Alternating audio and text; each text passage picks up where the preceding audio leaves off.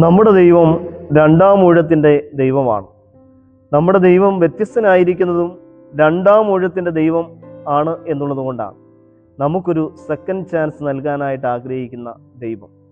ജീവിതത്തിൻ്റെ വഴിയാത്രയിൽ തളർന്നു പോയവരെ കരം പിടിച്ച് മുന്നോട്ട് യാത്ര ചെയ്യാനായിട്ട് ആഹ്വാനം ചെയ്യുന്ന ദൈവമാണ് നമ്മുടെ ദൈവം.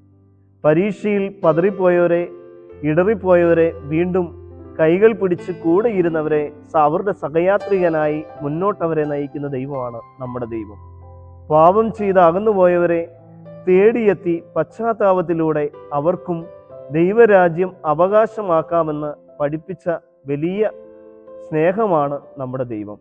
ഈ സെക്കൻഡ് ചാൻസ് നൽകുന്ന ദൈവത്തെയാണ് യോനാ പ്രവാചകന്റെ പുസ്തകത്തിൽ നമ്മൾ കാണുന്നത്.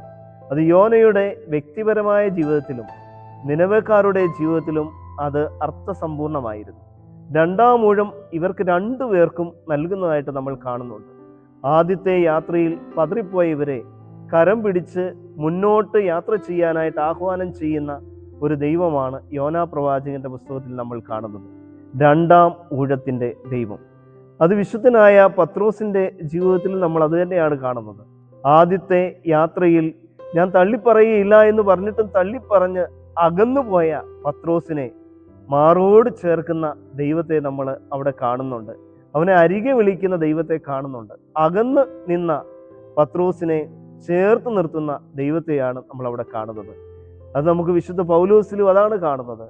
ശൗലായിരുന്ന പൗലോസിന് ഒരു രണ്ടാം ഊഴത്തിലൂടെ തെരഞ്ഞെടുത്ത സഭയുടെ പ്രധാന ശില്പിയാക്കി തീർത്ത കർത്താവിനെയാണ് നമ്മൾ കാണുന്നത്. നമ്മുടെ ദൈവം രണ്ടാം ഊഴത്തിൻ്റെ ദൈവമാണ്. ഇംഗ്ലീഷ് സാഹിത്യത്തിലെ ഫ്രാൻസിസ് തോംസന്റെ ഒരു സുന്ദരമായ കവിതയുണ്ട്.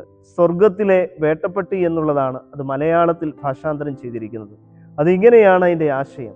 അദ്ദേഹത്തിൻ്റെ വ്യക്തിപരമായ ജീവിതവുമായി ബന്ധപ്പെട്ട ഒരു കവിത കൂടിയായതിനാൽ അതിങ്ങനെയാണ് പറയുന്നത്. അദ്ദേഹം നല്ല ഒരു ജീവിതം നയിച്ച്, ക്രിസ്തീയ സാക്ഷ്യം ഉള്ള ജീവിതം ബാല്യകാലത്തിൽ നയിച്ച് ക്രിസ്തീയമായ ധാർമ്മിക ഉപദേശങ്ങളിൽ മുന്നോട്ട് ജീവിച്ചു പോന്നിരുന്നു. പക്ഷേ യൗവനകാലത്ത് അദ്ദേഹം അടിപതറി ദൈവികമായിട്ടുള്ള മാർഗത്തിൽ നിന്ന് അധാർമികമായ മാർഗത്തിലേക്ക് അദ്ദേഹം പോയ ഒരു സാഹചര്യമുണ്ട്. അത്തരം സാഹചര്യങ്ങളിലും അദ്ദേഹത്തെ തേടി വരുന്ന ഒരു അദൃശ്യമായ ശക്തിയെ അദ്ദേഹം അനുഭവിച്ചറിയുന്നുണ്ട്. അതിനെ അദ്ദേഹം വിവരിക്കുന്ന ഇങ്ങനെയാണ്: ഒരു ഇരയെ തേടി വേട്ടപ്പട്ടി ഓടി നടക്കുന്ന പോലെ, അതിനെ കിട്ടുവോളം അതിൻ്റെ പുറകെ ഓടിച്ചെല്ലുന്ന പോലെ അദ്ദേഹത്തിൻ്റെ പിന്നാലെ ഓടിച്ചെന്ന സ്വർഗത്തിലെ ഒരു വേട്ടപ്പട്ടി ഉണ്ടായിരുന്നു. അത് നമ്മുടെ കർത്താവാണ്. ആ കർത്താവ് അദ്ദേഹത്തെ തേടിച്ചെന്ന് പിടിച്ചു കൊണ്ടുവന്ന് തിരിച്ച് ആ നല്ല ജീവിതത്തിലേക്ക്, സാക്ഷ്യമുള്ള ജീവിതത്തിലേക്ക് തിരിച്ചു കൊണ്ടുവന്നതിനെ പറ്റി പ്രതിപാദിക്കുന്ന ഒരു സുന്ദരമായ കവിതയാണ് സ്വർഗത്തിലെ വേട്ടപ്പട്ടി.